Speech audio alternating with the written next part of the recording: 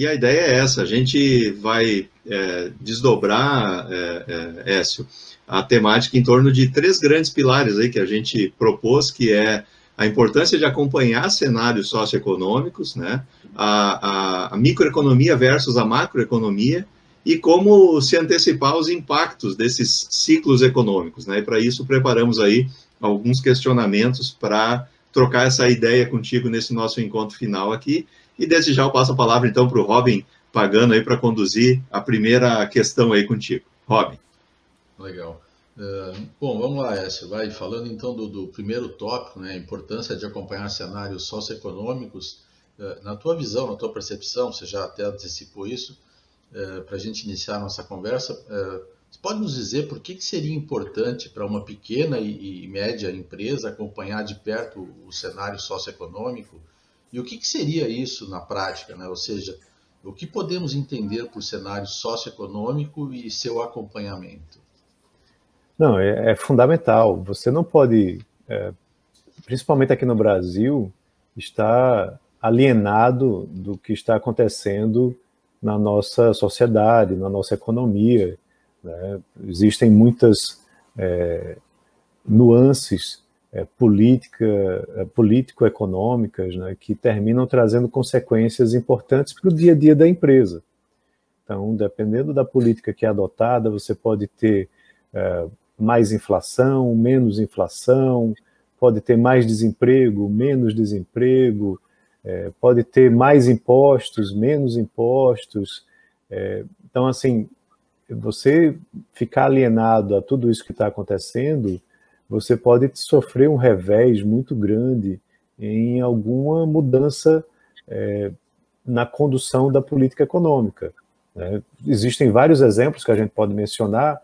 Um que está muito agora à tona, que muitas pessoas estão comentando, é essa etapa da reforma tributária, né, onde a gente tem aí uma perspectiva de mudança muito grande com a inclusão da tributação sobre dividendos, e isso mexe seriamente na composição de diversas empresas, né, principalmente as médias, as empresas de médio porte, que já não estão mais no Simples, porque o Simples, segundo o projeto que foi apresentado, não deve sofrer muitas alterações com relação à tributação, mas as empresas que estão em lucro presumido, que estão no lucro real, você tem aí toda uma mudança que vai afetar na distribuição de lucros, né, que vai passar a ser tributado.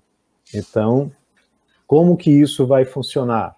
Né, se você não está acompanhando, né, e se preparando para o cenário que pode vir a ser concretizado, você pode sofrer consequências importantes lá na frente.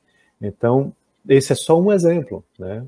Mas você tem, por exemplo, tem uma outra situação agora de inflação muito carregada nesse ano, né? A gente tem um IPCA acima de 8%, que traz preocupações. Então, junto com isso, traz um movimento do Banco Central, cujo principal objetivo é controlar a inflação, né? Com a autonomia do Banco Central, passou a se preocupar também com o emprego, mas esse é um objetivo secundário. O objetivo primário é realmente combater a inflação. E aí, qual o movimento? O Banco Central vem elevando a taxa de juros justamente para conter esse momento de curto prazo de inflação que a gente está vivendo.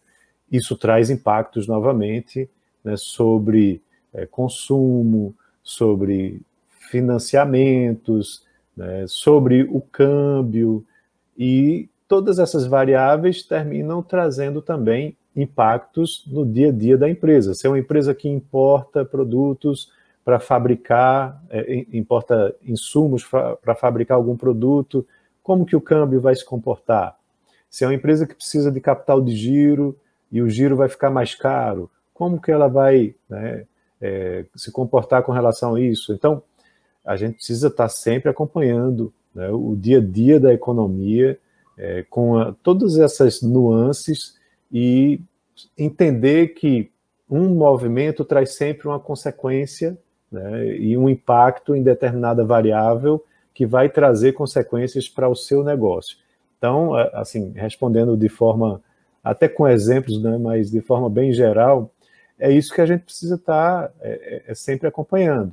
E hoje, eu sempre gostei muito disso, mas hoje está sendo tem sido até um trabalho muito intenso, né, por conta dessa